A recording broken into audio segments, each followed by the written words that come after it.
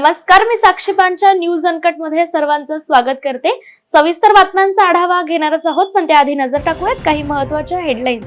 काँग्रेसकडून जाती जातीत भांडण लावण्याचा खतरनाक खेळ खेळला जातोय, म्हणूनच एक है तो सेफ है नरेंद्र मोदी यांचा घणाघात। एकनाथ शिंदे हेच शिवसेनेचे कॉपी असल्याचा काँग्रेसचे आमदार संजय जगताप यांचा टोला।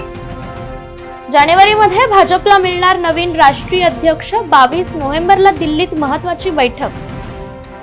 आणि गरजूंची सेवा करू शकलो याचाच सर्वाधिक मला समाधान आहे, कामकाजाच्या शेवटच्या दिवशी सरन्यायाधीश चंद्रचूड यांनी व्यक्त केली भावना।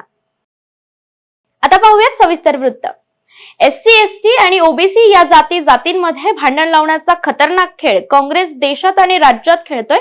हा समाज एकत्र आला तर आपलं राजकीय दुकान बंद होईल अशी भीती काँग्रेसला वाटते, असा घणाघाती आरोप करीत एक है तो सेफ है असा नारा पंतप्रधान नरेंद्र मोदी यांनी काल राज्यातील विधानसभा निवडणुकीसाठी महायुतीच्या प्रचार शुभारंभ प्रसंगी दिला।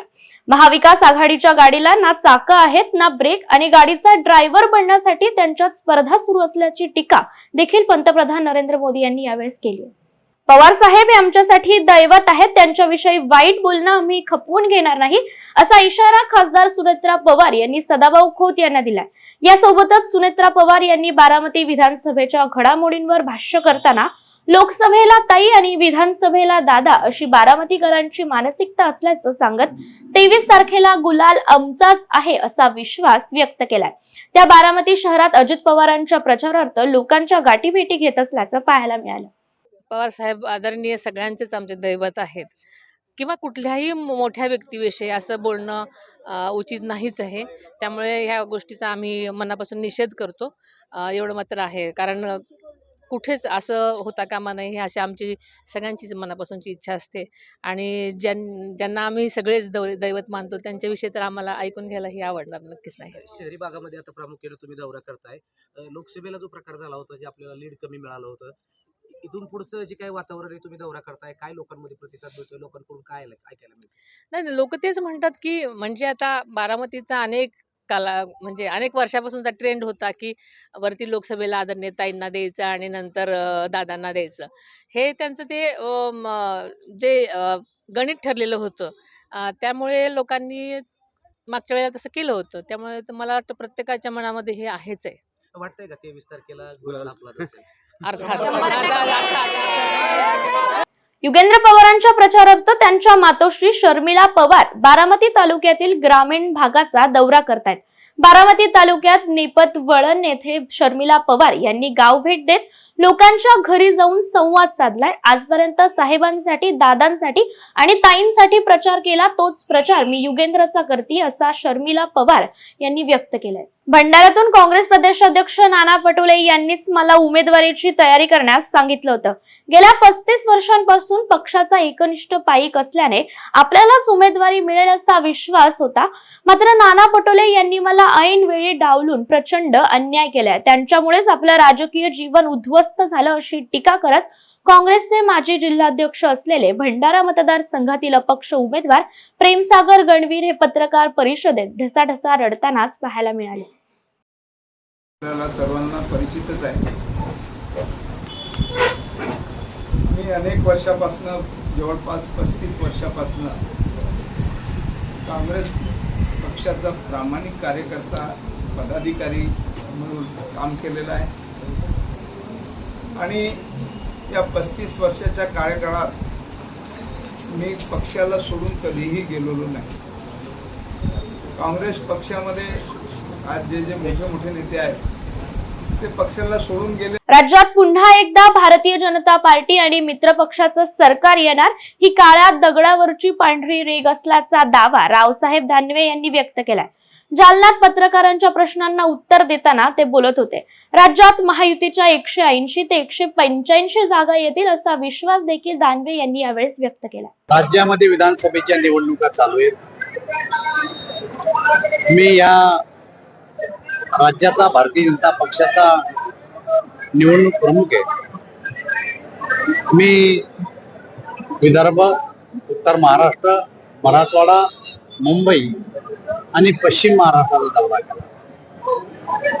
लोकसभेमध्ये जे काही अपेक्षित यश आम्हाला मिळालं नाही, त्याच्या एकदम विरुद्ध वातावरण आता आहे की गेल्या 6 महिन्यापूर्वी राज्य सरकार आणि केंद्र सरकारने जो काही अर्थसंकल्प सादर केला आणि त्यामध्ये काही लोक उपयोगी घोषणा करण्यात आल्या आणि त्याचा प्रत्यक्षरित्या फायदा शेतकरी वर्गाला, महिला वर्गाला, विद्यार्थी वर्गाला आणि ज्येष्ठ नागरिकांना मिळाला, त्याच्यावरून जनतेला असं वाटतं की हे सरकार जनतेच्या हिताचं, जनतेच्या कल्याणाचा निर्णय घेतं म्हणून हेच सरकार पुन्हा राज्यात आलं पाहिजे अशा प्रकारची भावना राज्यातल्या जनतेची झालेली आहे. आणि त्यामुळं काळ्या दगडावरची पांढरी रेख सूर्यप्रकाशापेक्षा स्वच्छ, कोणत्याही भविष्यकाळाला विचारायची गरज नाही. या राज्यामध्ये पुन्हा भारतीय जनता पार्टी आणि मित्र पक्ष सरकार येणारे याची आम्हाला पूर्णपणे खात्री झाली. राज्याचे मुख्यमंत्री एकनाथ शिंदे यांनी काँग्रेसच्या जाहीरनाम्याला आमचीच कॉपी असल्याचं म्हटलं होतं. याला उत्तर देताना काँग्रेसचे पुणे जिल्हाध्यक्ष संजय जगताप यांनी एकनाथ शिंदे हेच शिवसेनेचा कॉपी असल्याचा टोला लगावलाय. महायुती सरकारच्या योजनांवर टीका करताना जगताप यांनी काँग्रेसच्या पंचसूत्री जाहीरनाम्याची प्रशंसा केली आहे. एकनाथ शिंदे हेच खरं म्हणजे शिवसेनेची कॉपी आहे आणि कॉपी कोण आहे चांगलं माहिती आहे. मला सगळ्यात महत्त्वाचं सांगायचं आहे, आज महाविकास आघाडीचा काँग्रेस पक्ष, राष्ट्रवादी काँग्रेस पक्ष आणि शिवसेना उद्धव ठाकरे साहेब गट शरदचंद्रजी पवार साहेबांच्या विचाराने आणि राहुल गांधींच्या विचाराने जो जाहीरनामा केला आहे त्याच्यामध्ये स्पष्ट भूमिका आहे. 3,000 रुपये महिलांना आपण देतोय. यांच्यासारखं आहे ना, बहिणीला ओवाळणी म्हणून नाही देते, बहिणीला प्रतिष्ठा देतो 3,000 रुपयांनी. बहिणीला एक्सपिरियन्स देतोय, त्यामध्ये बचत गटाच्या माध्यमातून काम करण्यासाठी, तिला त्या ठिकाणी भविष्यामध्ये व्यवसायाच्या माध्यमातून उभं राहण्यासाठी. मुलांच्या बाबतीमध्ये सुद्धा आहे ना, यांच्यासारख्या बाष्पळ गप्पांना एकाही मुलाला त्या ठिकाणी पैसे मिळाले नाही, परंतु आज महाविकास आघाडी देताना मुलांना इंटर करण्यासाठी म्हणजे त्या ठिकाणी ट्रेनिंग देण्यासाठी आणि ट्रेनी म्हणून आहे ना त्याला शासनाच्या वेगवेगळ्या डिपार्टमेंटमध्ये त्या ठिकाणी जॉबची अपॉर्च्युनिटी मिळणार आहे. त्याचा फायदा असा होणार आहे मुलांना, डिप्लोमा झाल्यानंतर, 12वी झाल्यानंतर, ग्रॅज्युएशन झाल्यानंतर त्या मुलाला नोकरी लागेपर्यंत त्या क्षेत्रातला अनुभव आणि त्या अनुभवाचं सर्टिफिकेट मिळणार आहे आणि त्या सर्टिफिकेटबरोबर त्याला बेरोजगारी भत्ता हा मिळणार आहे. यांच्यासारखं कॉन्ट्रॅक्टवरती मुलांना ठेवून त्या कॉन्ट्रॅक्टचे अर्धे पैसे खायचं हा धंदा खरं म्हणजे युती सरकारचा आहे. महाविकास आघाडी हे स्वाभिमानाने हक्काचा, कष्टाचा पैसा महिला भगिनींना सुद्धा आणि त्या ठिकाणी माझ्या तरुण सहकाऱ्यांना सुद्धा देणार आहे. हे सगळ्यात महत्त्वाचं आहे. दुसरी गोष्ट म्हणजे महाविकास आघाडीने त्या ठिकाणी ठरवलं की 3 लाखापर्यंतचं कर्जमाफी त्या ठिकाणी द्यायची. ही कर्जमाफी देत असताना जे रेग्युलर कर्जदार आहेत 23-24चे त्या कर्जदारांना सुद्धा 50,000 रुपयाचं अनुदान हे बक्षीस म्हणून इन्सेंटिव्ह त्या ठिकाणी द्यायचं आहे. जे मागच्या सरकारने, महाविकास आघाडीच्या सरकारने मंजूर केलं पण मागच्या सरकारने रडत खडत दिलं, ते अर्धवट दिलंय. बातमीपत्रात वेळ झाली छोट्याशा विश्रांतीची. लगेचच परत येऊ. पाहत रहा न्यूज अनकट. ऐतिहासिक वारसा लाभलेला मराठ मुलूक महाराष्ट्र. या महाराष्ट्राला विविध रंगी छटा आहेत. साहित्य, कला, पर्यटन, नृत्य, भाषा, संत परंपरा अशा विविधतेने तो नटलेला आहे. हीच गौरवशाली विविधता जपत स्वरंग मराठी केवळ महाराष्ट्राच्या सांस्कृतिक संहितेपुरते मर्यादित न राहता समकालीन नवकल्पनांवर आधारित कार्यक्रमांद्वारे मराठी मनोरंजन विश्वात स्वतःची एक अनोखी जागा निर्माण करत आहेत. मराठी मनोरंजन क्षेत्रातील उत्तम दिग्दर्शक, लेखक आणि निर्मात्यांच्या प्रतिभेचा पुरेपूर वापर करून मनोरंजनाचा आगळा वेगळा रंग उधळण्यास आम्ही सज्ज आहोत. स्वरंग मराठीचे उद्दिष्ट मराठी मनोरंजन क्षेत्रामध्ये मनोरंजनाची वहिवाट सोडून, रूढीवादी पद्धती तोडून मनोरंजनाचा समृद्ध अनुभव प्रदान करून देण्याचा आहे. म्हणूनच यात विविध पद्धतीचे मनोरंजक आणि माहितीपूर्ण कार्यक्रम स्वरंग मराठीवर बघता येतील. शेवटी एकच, धकाधकीच्या जीवनात धांगडधिंगा करण्यापेक्षा बसूया, हसूया, गाऊया, जगूया. नाती गोती श्रावण मोती गावामधले जीवंत रंग. नाती गोती श्रावण मोती गावामधले जीवंत रंग. चला जोडूया, चला पाहूया, जशी संस्कृती तसा स्वरंग. विश्रांतीनंतर पुन्हा एकदा स्वागत. पाहूयात उर्वरित बातमीपत्र. महाराष्ट्र आणि झारखंड विधानसभा निवडणुका संपताच भाजपच्या राष्ट्रीय अध्यक्षाची निवड होणार आहे. या संदर्भात भाजपने येत्या 22 नोव्हेंबरला महत्त्वाची बैठक बोलावली आहे. या बैठकीत भाजपच्या सर्व राष्ट्रीय पदाधिकारी आणि सर्व प्रदेशाध्यक्षांसह संघटनेशी संबंधित सुमारे 125 प्रमुख नेत्यांची संघटनेच्या निवडणूक प्रक्रियेसंदर्भात कार्यशाळा होणार आहे. ही बैठक भाजप अध्यक्ष जे.पी. नड्डा यांनी बोलावली असून त्यात गृहमंत्री अमित शहा देखील उपस्थित असतील. बारामती विधानसभा मतदारसंघातील आघाडीचे उमेदवार युगेंद्र पवार यांच्या प्रचारासाठी त्यांचे वडील श्रीनिवास पवार हे निवडणुकीच्या मैदानात उतरले असून त्यांनी बारामती शहरातून पदयात्रा काढत मतदारांशी संवाद साधलाय. श्रीनिवास पवार हे मतदारसंघातील अनेक ठिकाणी गाठीभेटी घेत असून शरद पवारांनी सांगितल्याप्रमाणे नव्या पिढीला संधी द्या असं आवाहन ते मतदारांना करतायत. विधानसभा निवडणुकीच्या पार्श्वभूमीवर जिल्ह्यातील पोलीस रेकॉर्डवरील 13 गुन्हेगारांना जिल्ह्यातून एका वर्षाकरिता हद्दपार करण्याचा आदेश जिल्हा पोलीस अधीक्षक अजय कुमार बन्सल यांनी काढले. पोलीस रेकॉर्डवर आणि विविध गुन्हे दाखल असलेल्या गुन्हेगारांवर हद्दपारीची कारवाई करत पोलीस अधीक्षकांनी 13 जणांना जिल्ह्यातून एका वर्षाकरिता हद्दपार केले. जे गरजू आहेत त्यांची आणि ज्यांना आपण ओळखत नाही किंवा कधी भेटलो नाहीत अशा लोकांची सेवा करू शकलो यापेक्षा दुसरी कोणतीच मोठी भावना असू शकत नाही असं सरन्यायाधीश धनंजय चंद्रचूड म्हणाले. या यशस्वी कारकिर्दीत देशाची सेवा करण्याची संधी मिळाल्याने मनात पूर्णत्वाची भावना असल्याचं त्यांनी नमूद केले. देशाचे 50वे सरन्यायाधीश म्हणून न्यायाधीश चंद्रचूड 10 नोव्हेंबरला निवृत्त होत आहेत. या निमित्त नियोजित सरन्यायाधीश संजीव खन्ना, न्यायाधीश जे.बी. पादरीवाला आणि न्यायाधीश मनोज मिश्रा यांच्या उपस्थितीत न्यायाधीश चंद्रचूड यांना निरोप देण्यात आला. बातमीपत्रात वेळ झाली आहे छोट्याशा विश्रांतीची. लगेचच परत येऊ. पाहत रहा न्यूज अनकट.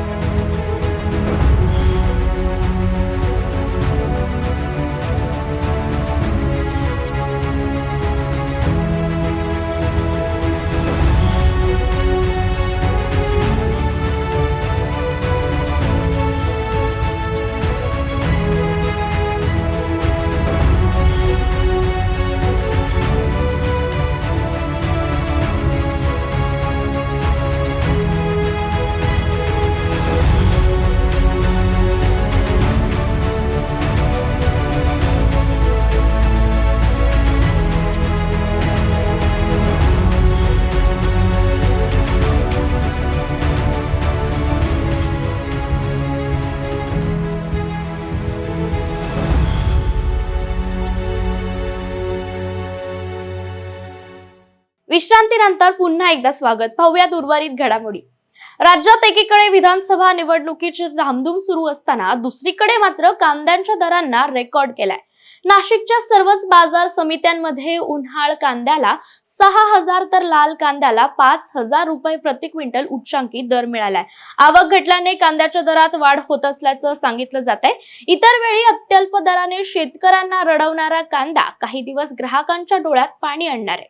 मुंबई पुणे एक्सप्रेसवर आज पहाटे बोरघाटात बसने समोरील बंद उभा असलेल्या ट्रकला जोरदार धडक दिल्याने भीषण अपघात झाला असून या अपघातात बसमधील 10 प्रवासी गंभीर जखमी झालेत. यात कोल्हापूर येथून फुटबॉल ट्रॉफी जिंकून परतणारी टीम जखमी झाली आहे.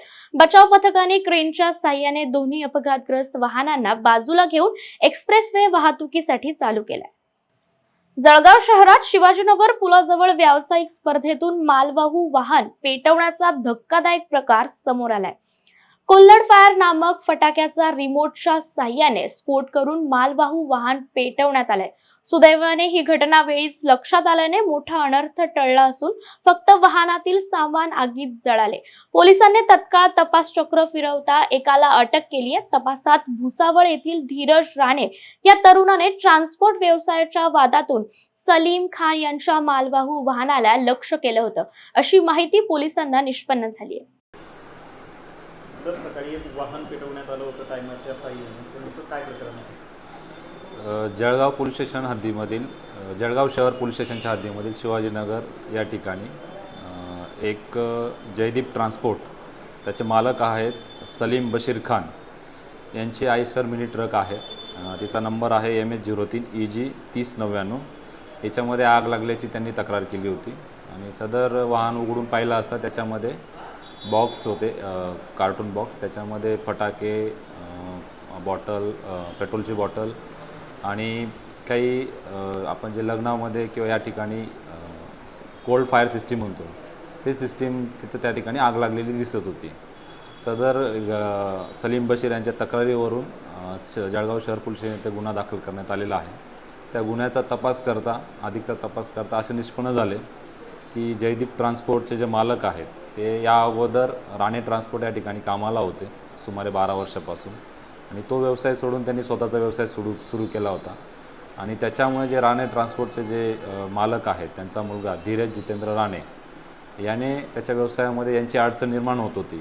या विरोधातून त्याने सदरचा बॉक्स बनवून त्याच्यामध्ये फटाके, कापूस आणि हे कोल्ड फायर सिस्टीम टाकून त्यांच्या काल त्यांच्या त्या गाडीमध्ये ते बॉक्स दिले आणि रात्री त्या रिमोटच्या सहाय्याने त्याच्यामध्ये आग लावण्याचा प्रयत्न केला.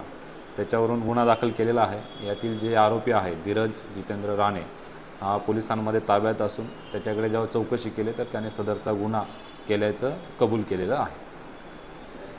या बातमीसह वेळ झाली. बातमीपत्रात इथेच थांबायची. पाहत रहा न्यूज अनकट.